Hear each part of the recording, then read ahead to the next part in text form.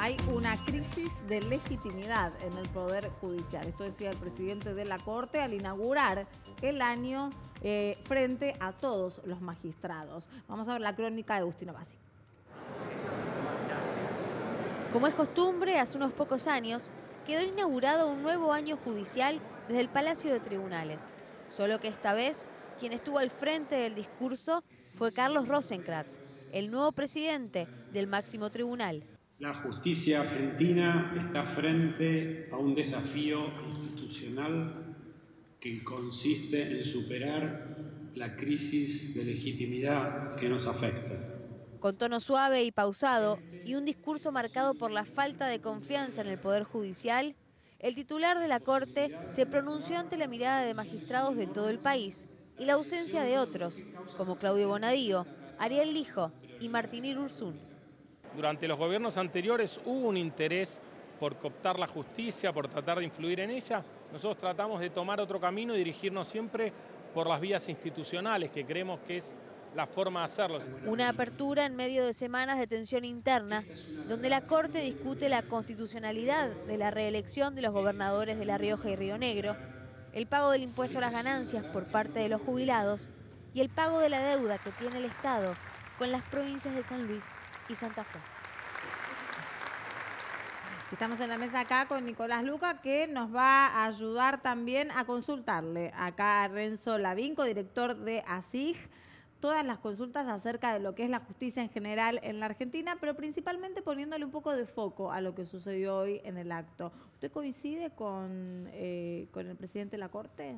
Sí, claro, no es nuevo que el Poder Judicial tiene problemas de legitimidad social y hace mucho que se viene discutiendo sobre el asunto. Lo nuevo o interesante es que el propio presidente de la Corte haga una autocrítica sobre la situación del Poder Judicial. Si uno mira las encuestas de imagen, de opinión de la ciudadanía en la justicia, le va a dar muy mal. La última de Latinobarómetro, que mide todos los poderes judiciales de Latinoamérica, dice más que alrededor de un 24% de la ciudadanía tiene una confianza en los jueces. Y otras encuestas privadas, cuando uno le pregunta a la gente por qué no confía en la justicia, la corrupción es uno de los principales motivos, seguidos, por ejemplo, de la influencia política, de la impunidad, de la demora de los procesos. Entonces, ¿y por qué cree que la sociedad argentina entonces está tan descreída de la justicia, cuando hay también un montón de personas que dicen, bueno, tenemos que creer en la justicia? Tiene un correlato en las deficiencias del funcionamiento del Poder Judicial. Digo, no es solo una crisis de imagen que tenga que ver con mala comunicación. Hace un tiempo el presidente de la Corte dio una entrevista donde decía que había un problema de legitimidad, pero que el problema era de comunicación. Los jueces comunicaban mal, el Poder Judicial comunicaba mal. Y va un poco más allá la crisis. Hay un problema en cómo la justicia resuelve los casos. La justicia es costosa en Argentina, demora demasiado. Los delitos de poder por lo general quedan impunes. Hay una doble vara cuando se trata de personas con poder o un ciudadano común. Entonces, hay problemas estructurales en el funcionamiento del Poder Judicial y eso da como resultado una baja legitimidad o una imagen negativa del Poder Judicial, ¿no? Y también tenemos como un problema que tiene que ver con que, o sea, uno lo escucha al presidente de la Corte y parece que el problema de los jueces fueran de otro poder, o sea, que el Ejecutivo, el Consejo de la Magistratura, la Legislatura, que haga lo que quiera, pero el problema no es nuestro. Como que falta control de ellos. Y si yo mal no recuerdo, desde la SIG habían impugnado en su momento, por ejemplo, la designación del juez Luis Rodríguez. Bueno, fue designado igual y ahora están todos como sorpresa. Uy, ¿qué pasó? Sí, no es un problema solo atribuible al Poder Judicial. Hay algunos asuntos que son decisión del Poder Judicial. Pensemos, por ejemplo, y que afectan a la Corte. La Corte se niega hace tiempo a entregar las declaraciones juradas de los ministros de la Corte. Bueno, eso es un problema que afecta su credibilidad pública. No implementa y no reglamenta desde 2013 la ley del ingreso democrático, es decir, de una forma que cambie la manera en la que uno ingresa al Poder Judicial, que es por contactos, y otros, como bien vos decís, dependen de otros poderes. Las designaciones de jueces dependen del Consejo de la Magistratura, donde hay integrantes tanto del poder político como legisladores y representantes de los abogados, de los jueces, y son los concursos que deberían ser meritocráticos, basados en los méritos y la idoneidad de los candidatos, siempre estuvieron sujetos a la discrecionalidad política, a criterios que no tenían que ver con la idoneidad, sino con el posicionamiento de una persona para poder ocupar el cargo de juez. Lo mismo pasa con los procesos disciplinarios, que es una herramienta que muchas veces es utilizada para sancionar o incluso destituir a jueces cuando son molestos a determinada facción del ayer poder. fue noticia lo de, anteayer, perdón, y ayer lo levantamos, lo de la declaración de Mauricio Macri pidiendo que se desplace a Ramos Padilla por un montón de argumentos que existían antes de que Ramos Padilla fuera al Congreso. Efectivamente, es un ejemplo de este retraso. En los que el poder político se tienta o avanza con destituir a un juez o impulsar un proceso sancionatorio cuando no le gusta lo que un juez opina o con qué está avanzando. Digo, y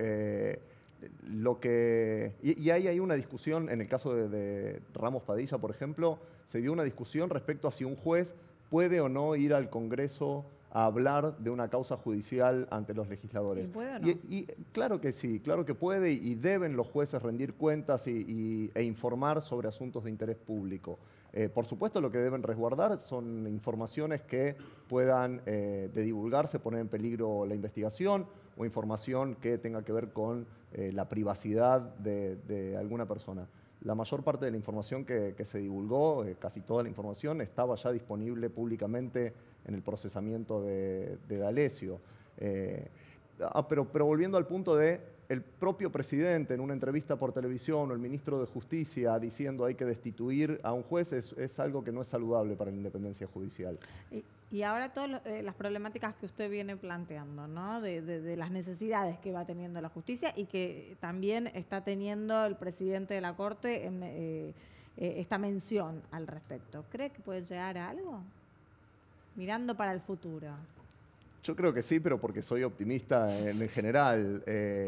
Creo el Solo presidente por de la una Corte... condición de optimista, no ve signos al respecto. Hay algunos signos. De hecho, el presidente de la Corte hoy habló de la importancia de los cambios incrementales y sostenidos en el tiempo y dio, por ejemplo, dio información sobre algunas medidas que ha tomado la Corte que son valiosas. La Corte empezó a publicar, por ejemplo, la agenda judicial, informándole a la sociedad cuáles son los casos o los asuntos que va a tratar y a resolver en los próximos.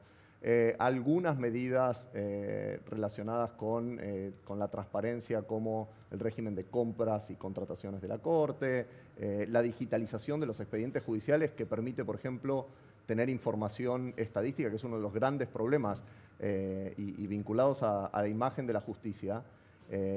Existe una falsa creencia de que los jueces no deben ser controlados o que no deben rendir cuentas.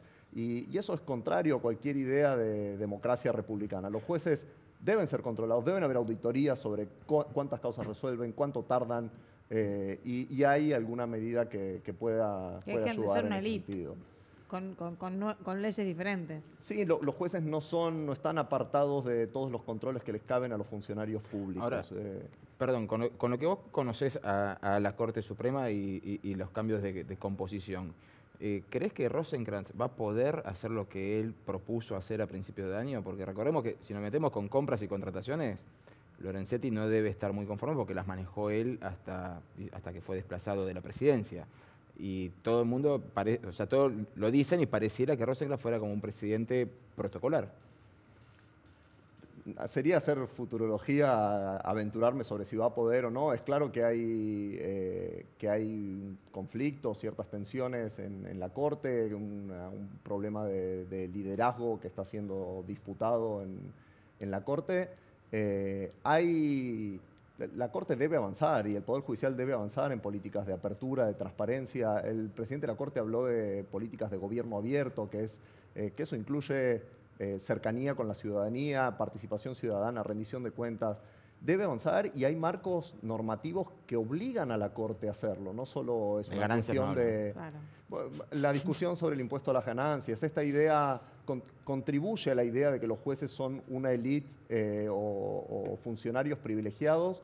El hecho de que los jueces no paguen impuestos como todos los ciudadanos. Nosotros hicimos una evaluación el año pasado sobre el presupuesto de cuánto le costaba al Estado que los jueces no paguen ganancias y daba algo así como 6.900 millones de pesos. Cuando lo comparábamos con algunos programas sociales, nos daba, por ejemplo, que eso es 32 veces el presupuesto del Instituto Nacional de la Mujer, con lo que hoy estamos discutiendo políticas de género y demás. Es mucho dinero que el Estado pierde de recaudar, pero a su vez es una muy mala señal a la sociedad que los jueces no paguen un impuesto como cualquier otro ciudadano.